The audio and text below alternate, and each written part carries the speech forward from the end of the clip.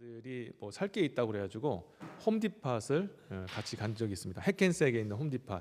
제가 이사를 와서 이제 요 동네 이제 살기 때문에 이제 핵켄색에 홈디팟을 방문했는데요.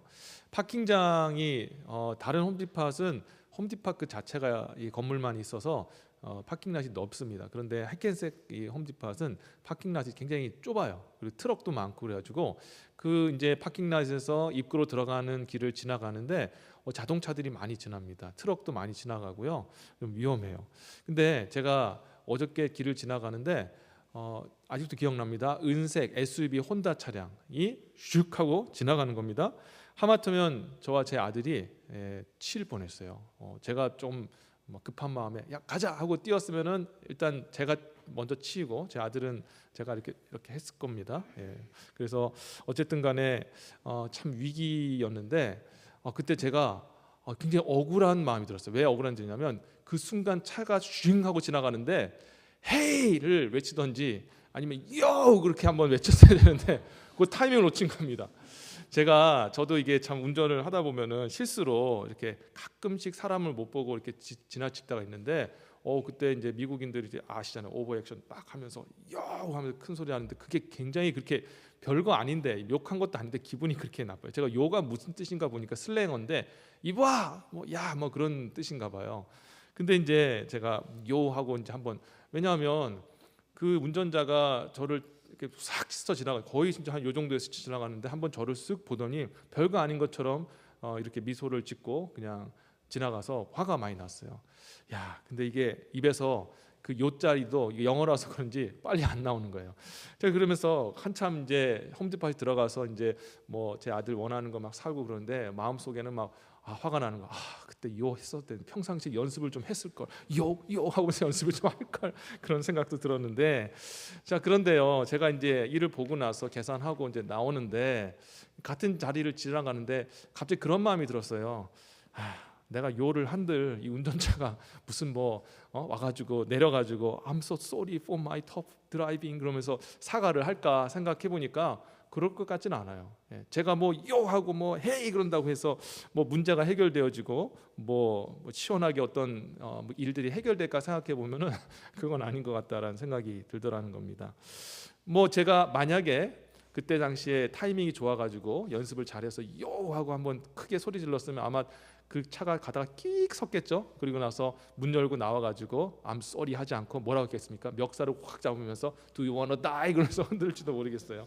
여러분 어쨌든 제가 그렇게 생각을 하면서요 이제 차를 타고 돌아오는 그 차 속에서 말이란 도대체 뭘까라는 걸 생각해 봤습니다. 도대체 말이라는 것이 우리 삶 속에 어떤 영향을 끼칠까라는 것을 생각해 보면서 하나님의 나라를 우리가 세워 나갈 때 무엇으로 세울 수 있을까 말과 함께 생각을 해보게 되었습니다.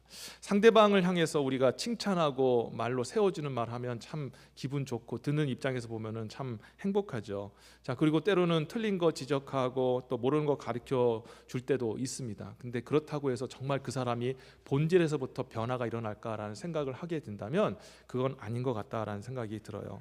상대방도 그렇고 여러분들도 경험해보지 않으셨습니까? 많은 이야기들 격려하는 말 듣기도 하고 때로는 이거 잘못했다 고쳐야 된다라고 사랑으로 지적해주는 그런 이야기들을 아마 들었을 겁니다. 하지만 여러분 마음속에 진정으로 그 말 듣고 변화가 일어났는가 생각해 본다면 그건 아닌 것 같다라는 것을 여러분도 저도 경험을 통해서 아실 것 같습니다. 우리가 하는 말은요 사람의 감정에는 영향을 끼쳐요. 칭찬 듣고 격려하는 말 듣고 기분 좋고 행복해집니다. 또 때로는 사랑으로 하시지만 또 지적하고 또 잘못을 또 이렇게 이야기해 주시면 또 마음으로는 감사하게 받지만 또 기분은 그렇게 썩 좋지는 않아요. 자 그러면 우리 삶 속에 정말로 변화가 일어나는 진정한 근본적인 변화는 도대체 무엇으로 나타나고 이루어질까? 그것은 바로 오늘 사도 바울의 말에 의하면은 말이 아니라 하나님을 통해서 나타나는 선한 능력이다라고 이야기하고 있습니다. 자 20절 다시 한번 보겠습니다.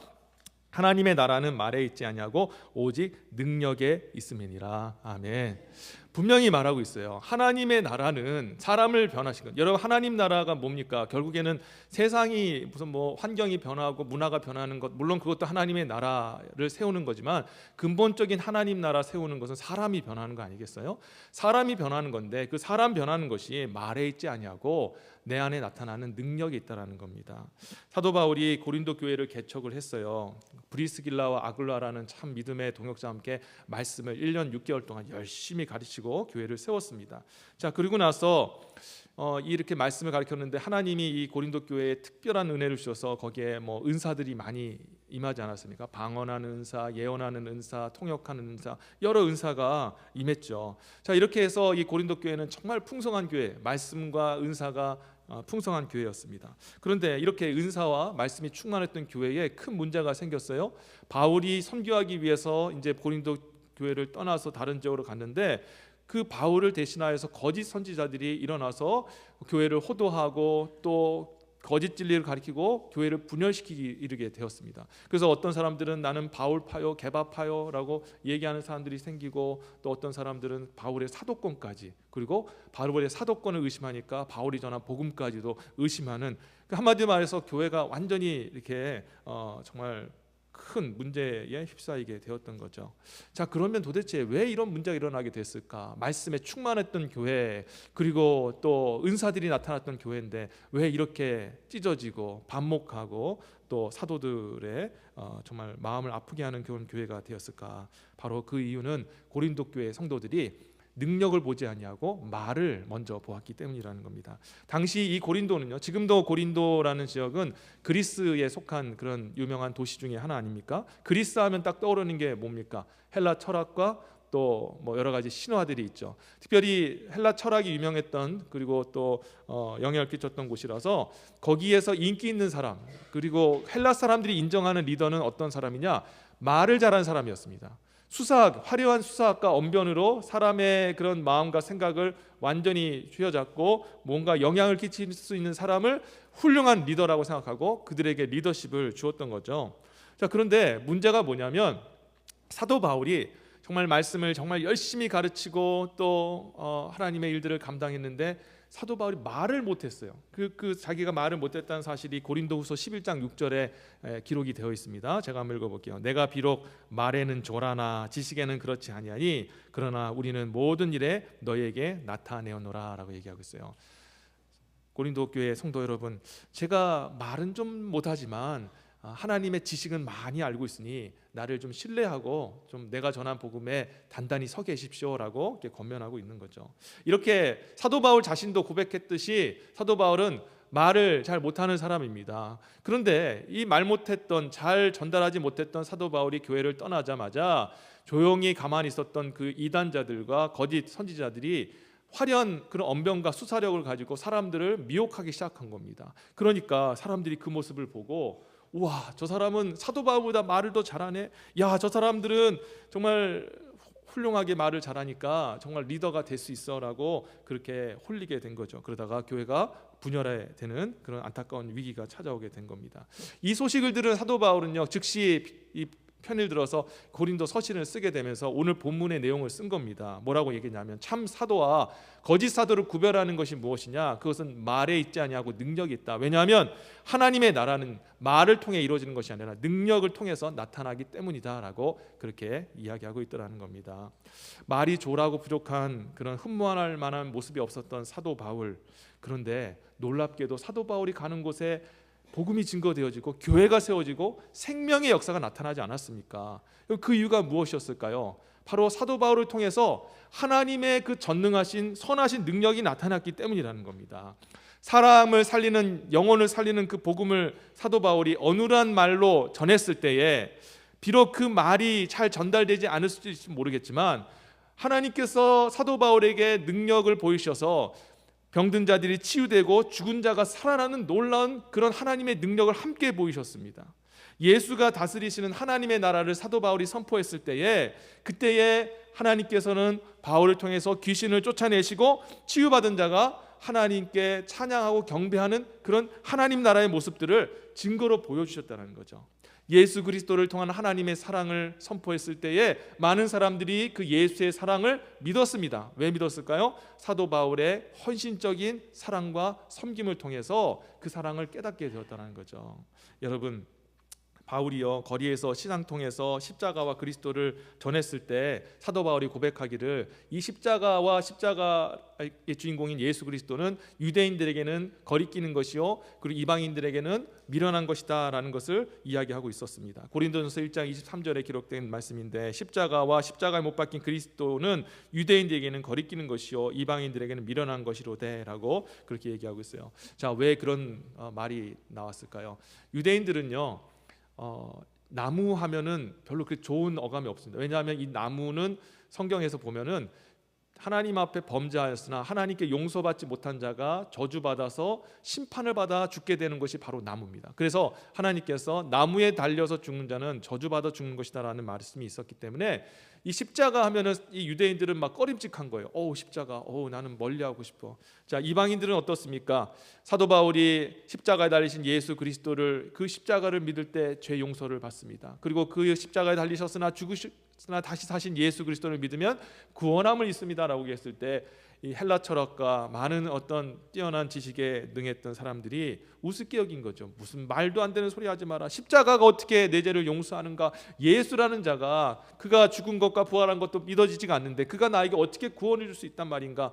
웃기는 소리 하지 마라, 허무맹랑한 말 하지 마라 하면서 그렇게 무식한 말이라고 생각을 했던 것이죠. 그런데 사도 바울은 시장통에서 또 아니면 많은 사람들 앞에서 말도 잘 떠듬거리면서 그 복음을, 원색적인 복음을 전했던 겁니다. 그랬더니 어떤 일이 일어났나요? 그 시장통에서, 그 거리에서 예수 믿는 사람이 나타나기 시작한 겁니다. 철학과 많은 그런 똑똑한 지식으로 무장됐던 사람들이 그 모든 것들이 무너지면서 주 예수를 당신의 하나님으로, 주님으로 받고 회개하여서 하나님의 백성이 되어지고 교회가 세워지는 놀라운 역사가 일어나게 되었던 거죠. 그 이유가 무엇이었을까요? 사도 바울이 말을 잘해서가 아니라 사도 바울을 통해 하나님의 선한 능력이 나타났기 때문인 줄 믿습니다. 여러분, 이거예요. 세상을 변화시키는 것은 여러분 말이 아니라 바로 하나님의 능력인 줄 믿습니다. 여러분, 그래서 저는 여러분들에게 도전합니다. 말 잘하는 사람 되지 마시고 하나님의 능력이 나타나는 사람이 되시기를 진심으로 바랍니다. 우리가 잘했거나 못했거나 격려하는 것도 필요합니다. 때로는 이것은 고쳐야 되고 이것은 또 바르게 해야 됩니다라고 권면할 수 있습니다. 그런데 우리가 말하지 않는다 할지라도 하나님의 능력이 나타나면 우리가 생각했던 그 모든 아름다운 일들이 일어나게 된다는 것을 여러분이 아셔야 돼요. 지난 목요일 제가 6월 1일부터 또 우리 8일까지 또 아마존 선교를 다녀오게 되는데 그것을 위해서 선교 모임을 펠팍에 있는 한 한의원에서 갖게 되었습니다. 이번에 가시는 멤버 중에 한 분이 두 분이 계신데 한의사 부부가 되세요. 어디 한의사라고 얘기하면은 제가 광고하는 것 같아가지고 할 수는 없고 펠팍에 있는 유명한 오래된 그 한의원인데, 근데 이 부부가 참 볼 때 참 보기에 아름다워요. 참 보실 때 너무 참 선하신 부부인 것 같아요. 근데 이분들이 이제 회의를 하고 나서 이야기를 하는데 선교지 자기 갔다는 얘기를 하는 거예요. 근데 어떤 얘기를 하셨냐면 자기들은 1년에 한 번 선교 가는 게 아니라 한 달에 한 번씩 선교를 간대요. 깜짝 놀랐습니다. 어떻게 한 달에 한 번씩 갈 수 있을까? 여러분, 선교를 다녀와서 아시겠지만 우리가 그 한 번의 선교를 위해서 또 몇 개월 준비하기도 하고 또 몇 박 며칠 갔다 오지만 또 가서 비행기 타시고 또 그 낯선 환경에서 있다 보면은 굉장히 피곤하고 쉽지 않습니다. 또 선교비도 뭐 적게 드는 것도 아니고 뭐 비행기 값도 많이 드는데 어떻게 그걸 감당할까? 피곤치는 않으실까? 그런데 저는 그런 의구심이 있었는데 물어보고 싶었거든요. 근데 그 답을 어디서 찾았냐면 그 선교사님 부부의 얼굴에서 찾았어요. 특별히 남자 선교사님의 그 온화한 그 얼굴의 표정을 통해서 답을 찾은 겁니다. 그분의 그 미소를 봤는데 그 미소 속에서 답을 제 안에 있는 속사람이 얘기를 하는 거예요. 저 미소가 대답하고 있잖아. 선교하는 것이 기쁘다고 이야기하고 있잖아. 매달 선교 가는 일이 하나도 피곤치 않고 필요한 그런 사역비에 대한 그런 걱정들 하나님께 맡기고 하고 있다라는 거, 지금 미소라가 그의 그런 온화한 모습이 보이고 있잖아. 답을 하고 있잖아 라고 저한테 이야기하더라는 거죠. 큰 감동이 있었습니다. 저는 그분의 모습을 보면서 그분이 저한테 목사님 선교는요 이렇게 하는 거예요 저렇게 하는 거예요 라고 이야기 한마디도 안 하셨지만 그의 그 선교에